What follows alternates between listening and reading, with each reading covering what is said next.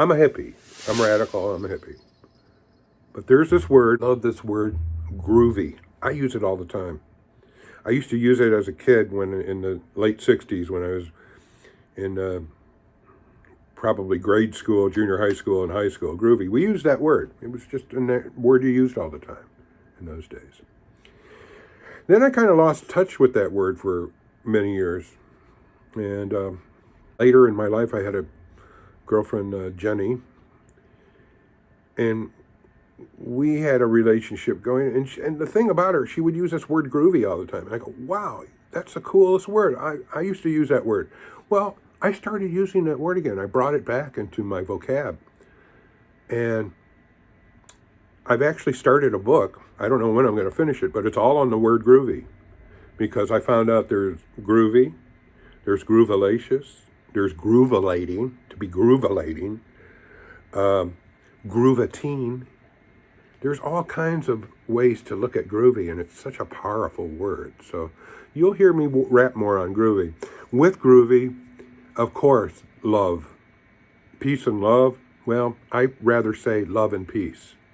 Because love, you can't have peace without love. So all these people that say, hey, dude, peace and love. No, they got it wrong. It's love and peace. It's the same thing when they go, yeah, peace and love, and they do this. Do you know this is not a peace sign? This is a victory sign. I just want to make this clear.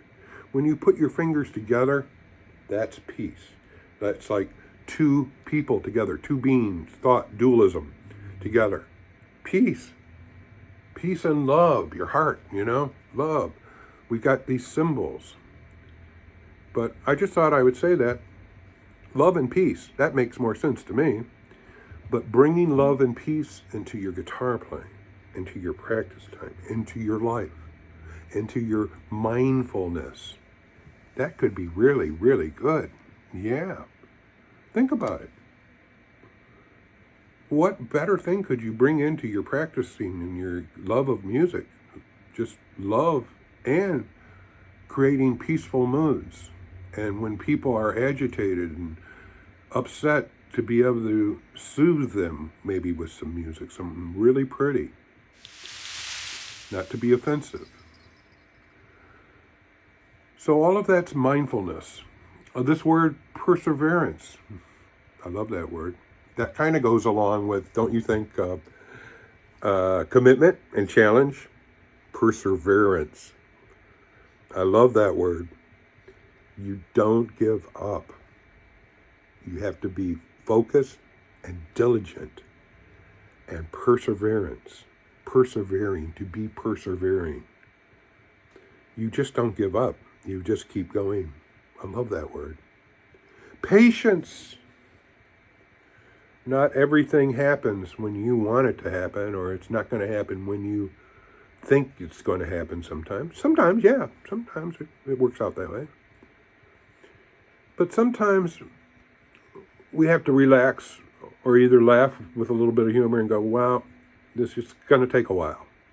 It's got some physical things I need to learn to do and the mental things. It's just, I got to be patient with myself.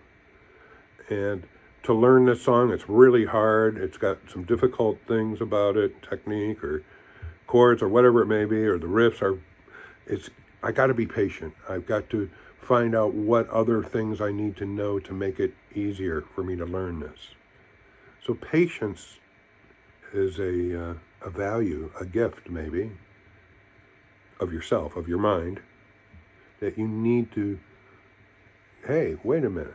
I got to relax here. I got to kick back and this is going to come because I'm persevering and I've got a commitment to this and I'm diligent, but I also have to be patient. Not everything happens when I want it to happen. So we could talk more about that. Quality. Well, quality goes back to, once again, the challenge and the accuracy, right? So we want to always work for quality. We want to think that We're working for quality. Now, there can be some means of music that we don't seek quality. That maybe we want it to sound raggedy and noisy, and maybe we want it to be bluesy and filled with infections or viruses or disease. Maybe we want that kind of thing to come across in our way of playing. I like the tritone chords.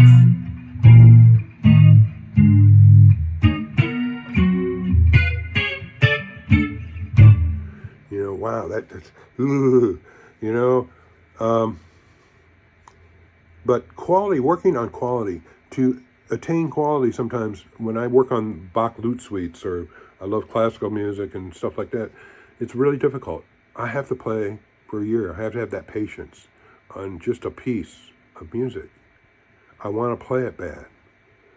And I want the quality to be there. I want people, when they listen to it, to know, wow, that's good. But on the other hand, it may be, wow, he's really playing raggedy. That really sounds gnarly and gnarly. I love that word, snarky, right, if you will. Wow, to sound snarky. Wow, that'd be kind of cool, huh? A snarky solo, So there's lots of kinds of qualities. It depends on what qualities that we're looking for in that particular music or sound. The sound we're making from our instrument. So I did maybe talk a little bit about relaxation. I think that's another word that we need to have with the physical part and the mental part.